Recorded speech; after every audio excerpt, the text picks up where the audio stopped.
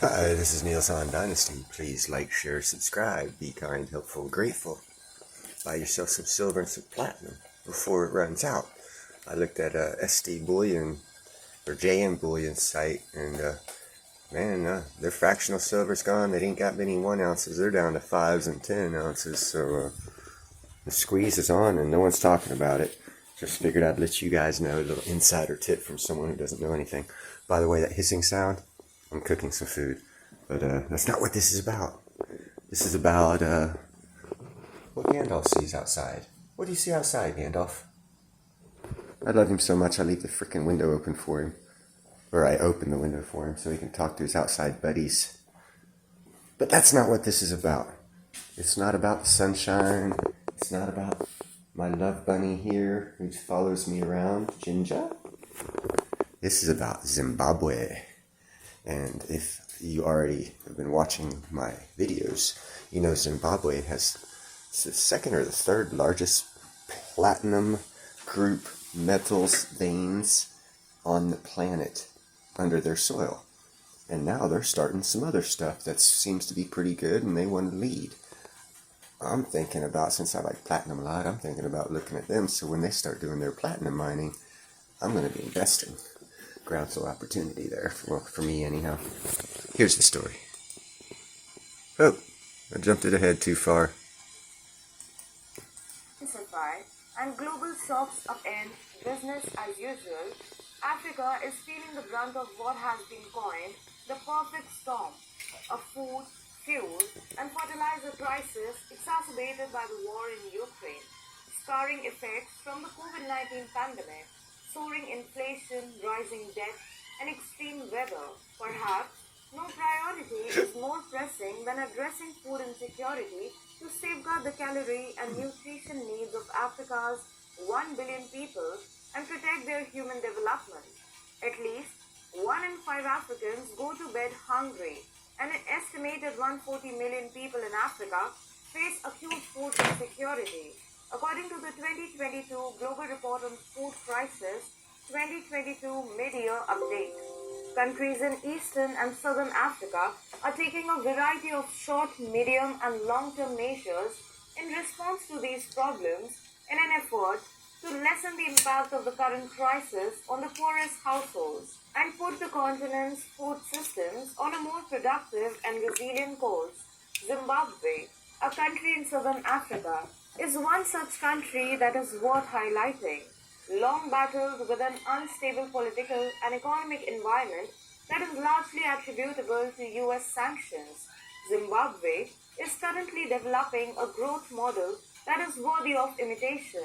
In Zimbabwe, agriculture is booming, and young people are the key drivers. For instance, the nation is expected to harvest 2.8 million tons of maize this year, which will be 3 times as much as the harvest in 2020 and the largest output in 20 years. To be clear, it is a result of the efforts of the government, financial institutions, and private entities that agricultural production in Zimbabwe is expanding.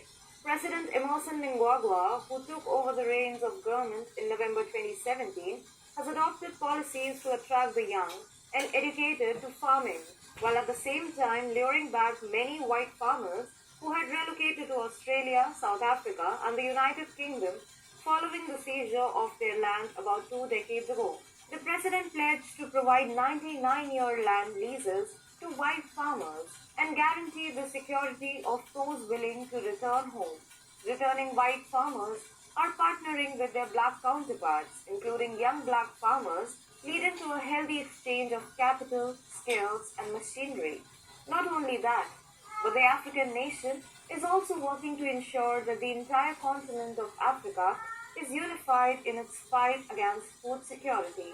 According to recent reports, Zimbabwe is hosting the regional Gandalf is talking to Forum someone for outside. Capacity building in agriculture, which aims to explore ways to produce high-performing graduates and high-quality research that meets new and changing needs for farmers on the continent.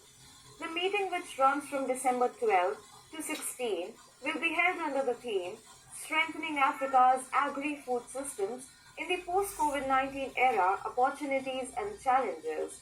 RUForum, which was formed in 2004, has a membership of 161 universities in 40 African countries, spanning all the 5 geographical regions of the continent.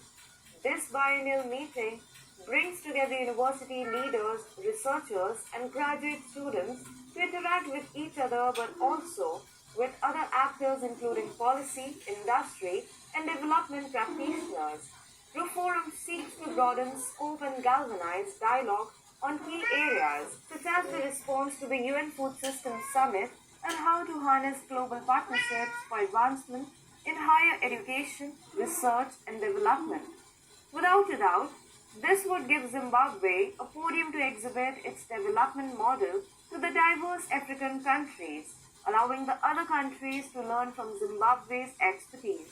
The sanction-induced economic mire has inflicted a myriad of real challenges on Zimbabweans, especially amid an unprecedented global pandemic. Zimbabwe has lost well over 42 billion US dollars in revenue over the past 19 years because of the sanctions.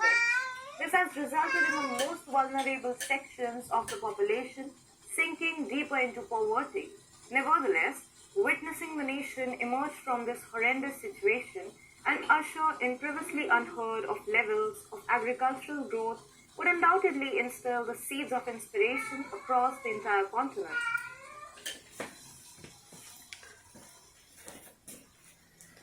You're talking. What do you have to say?